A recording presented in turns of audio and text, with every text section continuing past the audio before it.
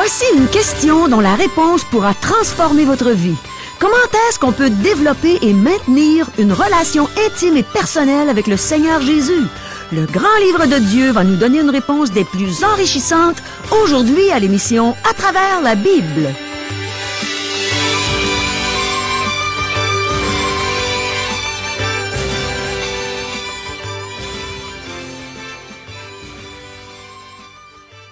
Chers auditeurs, pour en savoir davantage sur le contenu de cette émission, vous pouvez contacter en tout temps Radio Espoir via Internet à www.radioespoir.ca ou par téléphone, sans frais, au 1-877-l'Espoir, 1-877-537-7647.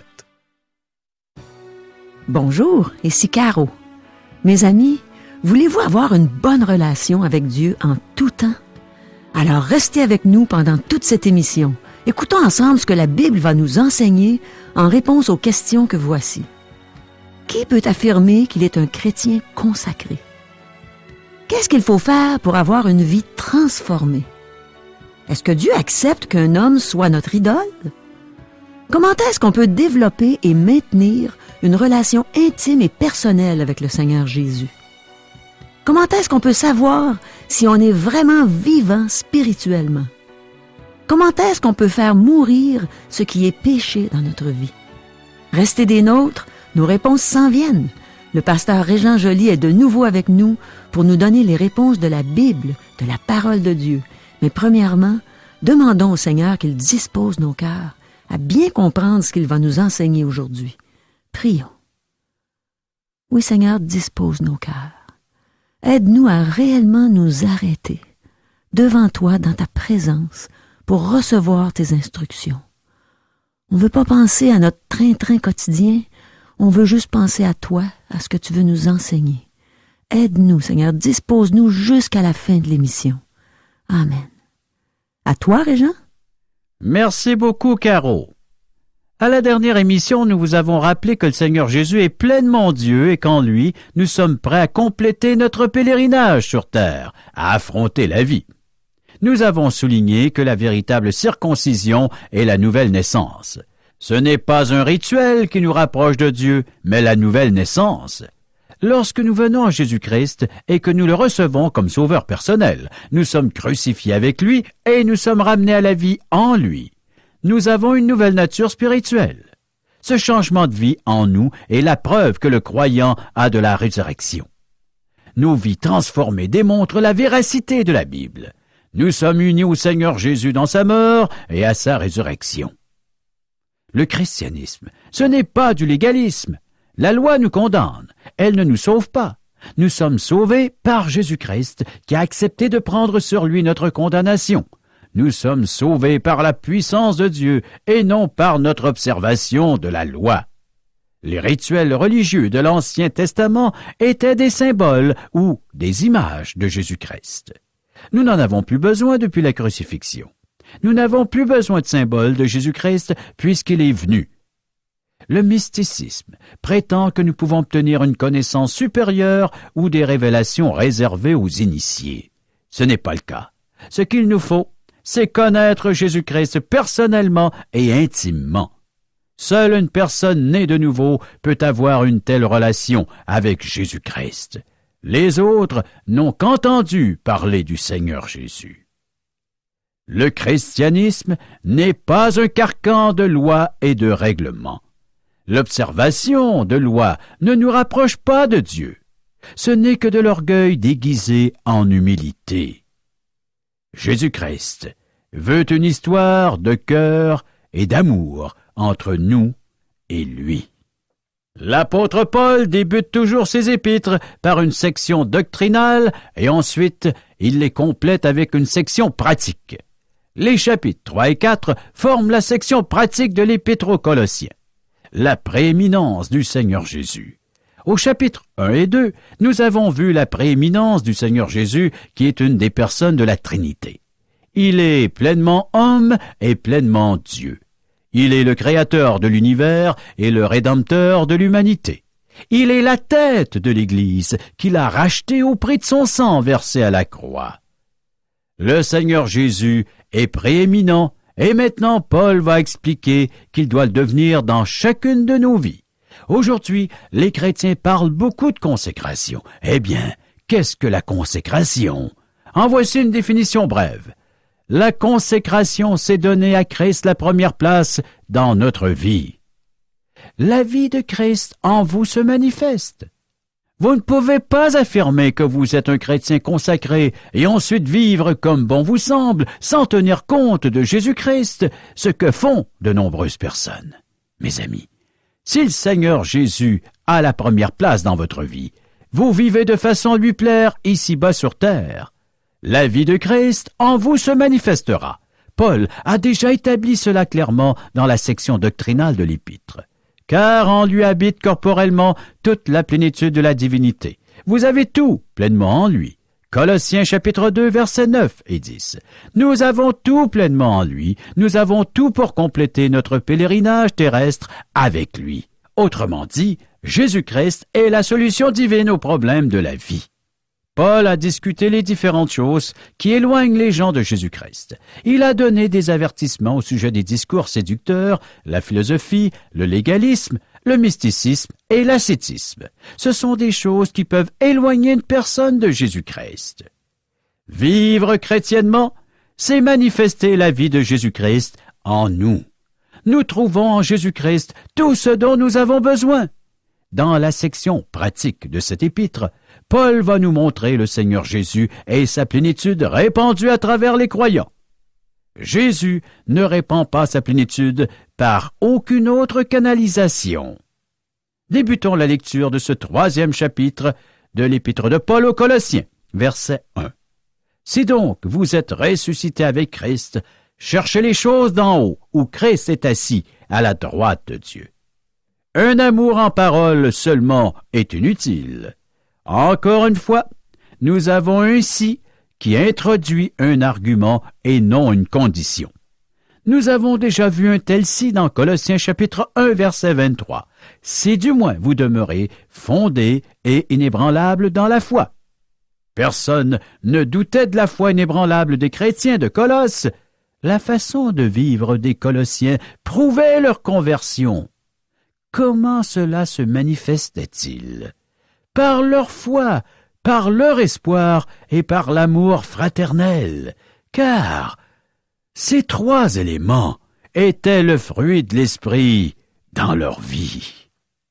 Ayant été informés de votre foi en Jésus-Christ, la nouvelle s'était répandue. Les chrétiens de Colosse ont une foi vivante en Jésus-Christ. Le verset continue. Et de votre amour pour tous les saints. Colossiens 1, verset 4. L'amour entre les frères est d'une grande importance, et je ne parle pas de mots d'amour vides que prononcent tellement de gens, mais d'un amour qui passe à l'action. Par exemple, si vous êtes un pasteur, vous démontrez votre amour pour les chrétiens en prêchant fidèlement la parole. Si vous aimez votre pasteur, vous appuyez concrètement son ministère d'enseignement biblique. Mes amis, l'amour est pratique, il se manifeste dans vos gestes quotidiens. Un amour en parole seulement est inutile. L'amour se manifeste par des actions concrètes. Les Colossiens avaient la foi et l'amour. De plus, ils avaient l'espérance, à cause de l'espérance qui vous est réservée dans les cieux. Colossiens, chapitre 1, verset 5. Le chrétien possède l'espérance parce qu'il sait que le Seigneur Jésus revient pour son Église. La foi, l'amour et l'espérance des Colossiens démontraient qu'ils avaient l'Esprit de Dieu en eux. Le verset où Paul dit « Si donc vous êtes ressuscités avec Christ » aurait pu se traduire « Puisque vous êtes ressuscités avec Christ ». Cherchons le Seigneur Jésus avec ardeur. Cherchez les choses d'en haut où Christ est assis à la droite de Dieu. Où se trouve Jésus-Christ aujourd'hui? Il est assis à la droite de Dieu. Que devons-nous faire aujourd'hui? Nous devons chercher les choses d'en haut. Le mot grec « zétéo » signifie chercher intensément avec l'intention de trouver. Nous devrions chercher les choses spirituelles avec un désir ardent de les obtenir. Lorsque nous regardons les Jeux olympiques, nous voyons des athlètes qui font l'effort suprême pour gagner l'or. Ces athlètes travaillent pour obtenir la médaille convoitée. Nous ne voyons pas beaucoup de saints courir pour remporter l'or de nos jours, mais nous devons chercher Christ avec la même ardeur qu'un athlète olympique. Les choses d'en haut, ce sont les choses de Jésus-Christ. Je tiens à souligner que Paul ne dit pas de suivre toutes sortes de cours ou d'assister à toutes sortes de conférences. Souvent, on nous propose des cours de psychologie recouvertes d'un mince vernis biblique. Que vous soyez une belle-mère névrosée ou un patron obsédé sexuellement, ce ne sont pas des petits cours qui vont vous aider. Ce genre de cours ne vous enseigne pas à traiter tous les problèmes des gens. Ce ne sont pas des efforts personnels qui nous transforment à l'image du Seigneur Jésus. Si vous désirez une vie transformée, cherchez les choses d'en haut, où Christ est assis à la droite de Dieu. Ne faites pas d'un homme votre idole. Notez que l'apôtre Paul ne dit pas de rechercher ou d'écouter un prédicateur en particulier. Permettez que je vous dise une chose avec amour. Ne faites pas de Régent Joly ou de tout autre homme votre idole. Si vous le faites, vous découvrirez que votre idole a des pieds de glace et qu'il est fragile. Vous regarderiez un homme exactement comme vous? Je suis loin de la perfection. Je ne suis pas le mari parfait, ni le grand-père parfait. J'aimerais l'être. Ne prenez pas pour idole quoi que ce soit qui est fait par un homme. Mon but est de proclamer la parole de Dieu, afin que vous puissiez connaître le Christ Jésus vivant et venir à lui. Si le Saint-Esprit n'utilise pas mon ministère pour vous attirer à la personne de Jésus-Christ, alors j'échoue. Si c'était le cas, je serais disposé à me retirer. Je crois que la Bible révèle la personne du Seigneur Jésus, et c'est pour cette raison que je l'enseigne. La Bible est une fenêtre et non une photo. Si nous regardons une photo, nous ne voyons pas une personne vivante, mais une image de la personne. Si nous regardons par une fenêtre, nous voyons des personnes vivantes à l'extérieur. La Bible est une fenêtre et non une photo. Lorsque vous lisez la Bible, vous regardez le Christ Jésus vivant. Nous le voyons assis à la droite de Dieu. Nous devons chercher les choses d'en haut. Nous devons le chercher. C'est pourquoi nous désirons enseigner toute la Bible en 5 ans. 1 an serait loin d'être suffisant. Même en rallongeant notre programme jusqu'à 10 ou 20 ans, nous n'aurions pas suffisamment de temps. Nous ne saurions pas encore tout. À la fin de sa vie, Paul a écrit « Ainsi je connaîtrai Christ et la puissance de sa résurrection et la communion de ses souffrances en devenant conforme à lui dans sa mort. » Philippiens chapitre 3, verset 10. Une étude sérieuse de la parole vous fera découvrir le Christ Jésus vivant. Ce que nous désirions, c'est que vous développiez et mainteniez une relation intime et personnelle avec le Seigneur Jésus au moyen de la méditation de la parole et de la prière. Colossiens 3, verset 2. Attachez-vous aux choses d'en haut et non à celles qui sont sur la terre. Nous avons besoin d'une relation avec le Seigneur Jésus. En fait, le mot grec « phronéo » traduit « attaché » signifie « penser ». Ce verset nous dit de penser aux choses d'en haut. Dans l'Épître aux Philippiens, l'apôtre Paul a dit « Au reste, frères, que tout ce qui est vrai, tout ce qui est honorable, tout ce qui est juste, tout ce qui est pur, tout ce qui est aimable, tout ce qui mérite l'approbation, ce qui est vertueux et digne de louange, soit l'objet de vos pensées. » Philippiens chapitre 4, verset 8. Nous devons penser à Jésus-Christ et à son œuvre. Nous faisons continuellement face à des petits problèmes dans la vie. Par exemple, est-ce que je vais m'entendre avec mon nouveau collègue de travail? Ces problèmes sont très réels pour nous. Cependant, notre plus grand besoin est d'être en relation personnelle et intime avec Dieu. Une telle relation devrait être notre objectif prioritaire. Attachez-vous aux choses d'en haut. Verset 3. Car vous êtes morts et votre vie est cachée avec Christ en Dieu. Nous sommes morts et ramenés à la vie avec Jésus-Christ. Car vous êtes morts devrait être traduit car vous êtes déjà morts. Si vous êtes morts, Quand est-ce que cela s'est produit? L'apôtre Paul a dit aux Galates, « J'ai été crucifié avec Christ. » Galates chapitre 2, verset 20. Vous êtes morts en même temps que Jésus-Christ, il y a environ 2000 ans. Jésus-Christ est mort à notre place. Nous sommes morts en lui. Votre vie est cachée avec Christ en Dieu. Je ne suis plus en Adam, car j'ai été baptisé par l'Esprit de Dieu. Je ne suis plus en Adam, parce que l'Esprit de Dieu m'a placé en Christ Jésus. Je suis maintenant dans le Seigneur Jésus. Maintenant que je suis en Christ Jésus, je devrais vivre conformément à lui et laisser sa plénitude se manifester à travers moi. Colossiens, chapitre 3, verset 4. Quand Christ, votre vie, paraîtra, alors vous paraîtrez aussi avec lui dans la gloire. Est-ce que notre sainteté personnelle révèle le Seigneur Jésus? Si vous êtes spirituellement vivant, c'est parce que le Seigneur Jésus vit en nous. Dans sa première épître, l'apôtre Jean a dit qu'il voulait nous annoncer la vie éternelle. 1 Jean chapitre 1 verset 2. Il a fait cela en nous prêchant la personne et l'œuvre de Jésus-Christ. Il est la vie éternelle. Un jour, tous ceux d'entre nous qui lui appartiennent paraîtront aussi avec lui dans la gloire. Si nous avons vraiment été ramenés à la vie avec Jésus-Christ, cela se verra dans 2 domaines de notre vie. Premièrement, dans notre sanctification personnelle, et deuxièmement, dans nos relations avec les autres. Les chrétiens semblent craindre la sainteté. Un prédicateur méthodiste a déclaré « Si les méthodistes craignaient le péché autant que la sainteté, ce serait merveilleux. » Je crois que cela s'applique à nous tous, pas seulement aux méthodistes. Pour une raison quelconque, nous n'aimons pas le mot « sainteté ». C'est pourtant un excellent mot, et c'est ce dont Paul parle ici, de sainteté personnelle. Jésus-Christ est né à Bethléem, mais il ne se trouve plus à l'auberge de la ville. Il est présentement au ciel, où il est assis à la droite de Dieu. Il est assis sur un trône, et il ne couche plus dans une crèche, dans une étable ou dans une auberge. C'est pour nous qu'il intercède en présence de Dieu. Si vous êtes dans le Seigneur Jésus, si vous l'avez accepté comme votre sauveur personnel, cela se verra par votre marche quotidienne ici-bas sur terre.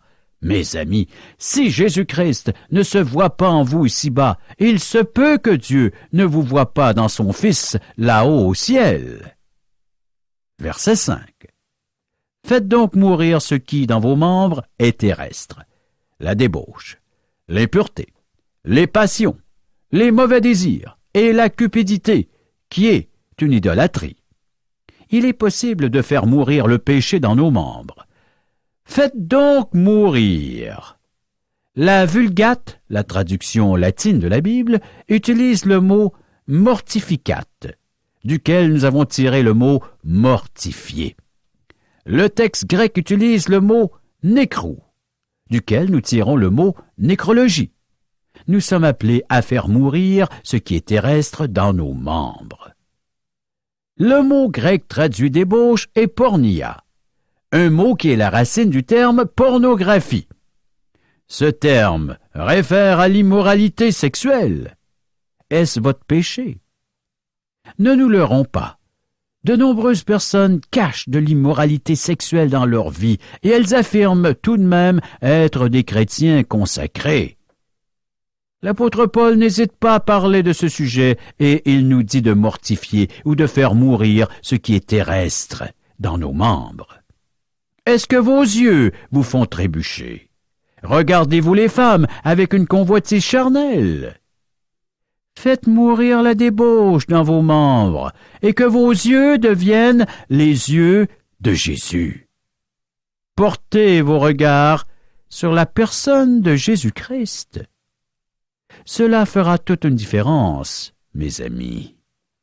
L'impureté comprend les pensées, les paroles, les regards, les gestes et les histoires salées que nous racontons. Les passions. Ce mot traduit le terme grec « pathos ». Ce terme est la racine du mot « pathologie », soit l'ensemble des effets morbides qu'entraîne une maladie. Nous parlons donc de passions que nous sommes incapables de maîtriser. Souvent, lorsque nous tombons dans un péché à cause de nos passions incontrôlables, nous disons « Je suis fait comme cela, je n'y peux rien ». Certains appellent cela des péchés compulsifs. Ce type de péché comprend le péché sexuel, l'alcoolisme, la toxicomanie, le jeu compulsif, la pornographie, le tabagisme, outre-manger. Un moyen de mortifier ce type de péché est de fuir la tentation. Par exemple, un chrétien que je connais a obtenu la victoire sur sa dépendance à la pornographie par la grâce de Dieu. Afin d'éviter de retomber, il a donné sa télévision et il a installé un filtre sur son ordinateur. Il m'a demandé de mettre un mot de passe de façon à ce qu'il soit obligé de m'appeler pour désactiver le filtre. C'est ainsi qu'il fuit ou évite la tentation. Si nous voulons vaincre ce type de péché, il faut fermer tous les accès à la tentation, en plus de faire d'une relation personnelle intime avec le Seigneur Jésus notre première priorité.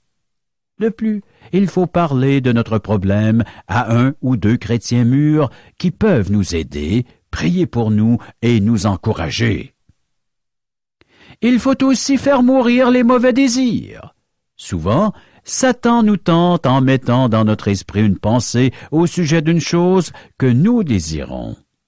Ça peut être quelque chose que nous convoitons ou encore quelque chose que nous aimons faire, même si Dieu l'interdit. Comment est-ce que nous pouvons empêcher une pensée de mijoter dans notre esprit?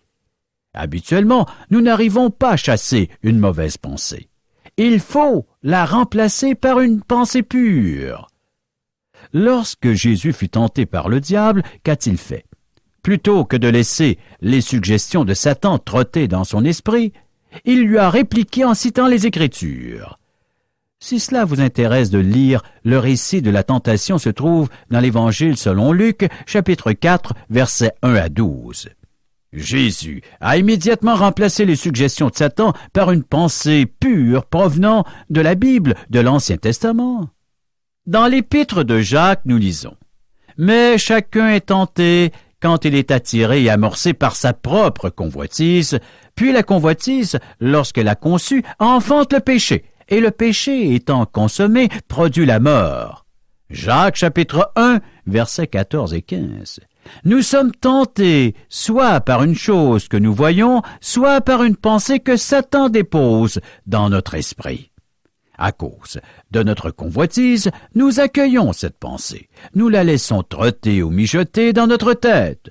Lorsque nous faisons cela, nous finissons par succomber à cette tentation. Il faut remplacer cette pensée par une pensée pure. Nous pouvons prier et nous rappeler un verset de la parole de Dieu pour contrer la pensée indésirable. Finalement, la cupidité est synonyme d'avarice. La cupidité est de l'idolâtrie, car elle fait passer l'argent et les biens matériels avant Dieu. Nous dépensons toute notre énergie, notre temps et nos ressources pour accumuler des biens. Car l'amour de l'argent est une racine de tous les maux. 1 Timothée chapitre 6, verset 10. Je termine en vous résumant les 3 conseils pour marcher libre du péché compulsif. Premièrement, avoir une relation personnelle intime avec le Seigneur Jésus qui doit devenir une priorité. Deuxièmement, prendre les mesures nécessaires pour éviter la tentation. Et troisièmement, trouver 1 ou 2 chrétiens mûrs à qui parler afin qu'ils prient pour nous. Chers amis, préparons-nous pour la prochaine émission en lisant Colossiens, le chapitre 3, les versets 6 à 12. Merci, Régent. Au cours de l'enseignement, tu as mentionné que l'amour entre les frères était d'une grande importance. Puis tu as ajouté que tu ne parlais pas juste de mots d'amour vides que tellement de gens prononcent aujourd'hui, mais d'un amour qui passe à l'action. Ça me fait penser à l'apôtre Jean. Il nous en parle justement dans sa première épître au chapitre 3, verset 18. Il dit « Petits enfants, n'aimons pas en parole et avec la langue, mais en action et avec vérité. » Puis il a ajouté au verset 23 que c'est ici le commandement de Dieu, que nous croyions au nom de son Fils Jésus-Christ et que nous nous aimions les uns les autres selon le commandement qu'il nous a donné. Mes amis, je suis justement une personne qui aime dire à ceux qui sont mes proches que je les aime. Avant de connaître le Seigneur, lorsque je disais « je t'aime » à une personne, c'était souvent un sentiment tout simple, spontané. C'était ce que je ressentais au moment où je le disais, mais souvent, quand venait le temps de le prouver, c'était très différent.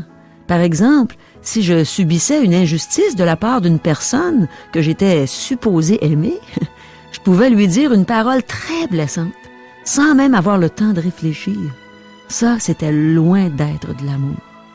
Mais maintenant que je suis une enfant de Dieu, quand je dis à une personne que je l'aime, je m'assure que ce soit vrai, parce que je sais que je pourrais avoir à le prouver par mes actions.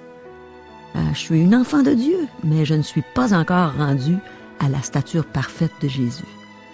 Aussi, il m'arrive d'avoir des manquements d'amour envers des personnes. Mais la différence avec mon ancienne vie et ma nouvelle, c'est que maintenant, je suis capable de le reconnaître. L'Esprit de Dieu qui habite en moi me le révèle assez vite. Et quand ça arrive, je m'empresse de demander pardon à Dieu premièrement, puis à la personne que j'ai offensée. Dieu est tellement gracieux, tellement miséricordieux. Il nous pardonne chaque fois qu'on vient à lui. Dans sa première épître, au chapitre 1, verset 9, Jean nous dit que si nous confessons nos péchés, Dieu est fidèle et juste pour nous les pardonner et pour nous purifier de toute iniquité. Puis il ajoute aussi au verset 10 que si nous disons que nous n'avons pas de péché, nous le faisons menteur et sa parole n'est point en nous. Mon ami, est-ce que tu as un jour avoué à Dieu que tu avais péché? Sinon, tu pourrais le faire maintenant, en ce moment même, et tu pourrais recevoir le pardon de tous tes péchés et le don gratuit de la vie éternelle, simplement en recevant Jésus comme Sauveur et Seigneur. Alors si tu le veux, je t'invite à faire cette prière avec moi dans ton cœur. Seigneur, tu sais tout. J'ai besoin de toi. Ô Seigneur, aie pitié de ce pécheur, de cette pécheresse que je suis. Seigneur, je viens à toi maintenant, tel que je suis, pour te demander pardon. Tu as été crucifié, tu es mort pour mes péchés. Seigneur, aie pitié de moi. C'est pour moi que tu es venu sur cette terre pour me donner la vie. Oui, pour me donner ce changement de vie dont j'ai tant besoin. Seigneur, je te dis oui aujourd'hui. Je mets ma confiance en toi. Seigneur, entre dans ma vie maintenant. Viens, Seigneur, sauve-moi. Donne-moi cette vie éternelle que je ne mérite pas. Sauve-moi, Seigneur, pardonne-moi mes péchés. Je veux, Seigneur, je veux passer l'éternité avec toi. Je veux te glorifier, faire ce pourquoi tu m'as créé. Chers amis, les gens nous posent souvent cette question, Caro. Qui sommes-nous? Mais qui es-tu, Régent? Qui es-tu, Caro? Eh bien, je vais commencer par qui j'étais. J'étais une jeune femme qui chantait toutes sortes de chansons populaires. J'avais des succès au palmarès et ma carrière menait bon train. J'étais malheureuse, j'étais sans Dieu dans le monde. Et un jour, Dieu s'est fait connaître à moi. Et j'ai accepté Jésus comme sauveur, comme Seigneur. Et je suis devenue une enfant de Dieu. Je suis née de nouveau. Et maintenant, je suis une chrétienne évangélique qui aime propager l'évangile de Dieu. Avec toi, Régent, je passe partout au Québec pour annoncer la bonne nouvelle du salut par grâce. À tous les gens qui veulent nous entendre, à tous ceux qui veulent s'intéresser à ce que Dieu veut pour eux, à connaître son amour pour eux. Alors je vais avec toi, on va partout dans des déjeuners de l'espoir. Et ici, à Radio Espoir, pour dire aux gens, Dieu vous aime et Dieu veut vous instruire, vous faire connaître sa sainte parole. C'est merveilleux. Les gens aimeraient peut-être nous rejoindre par téléphone. 1-877-l'Espoir. 1-877-537-7647. Et on a une adresse courriel. www.radioespoir.ca ou l'adresse postale. Radio Espoir, casier postal 34 143, Charlesbourg, Québec, G1G 6P2. Chers amis, au revoir. Bye bye.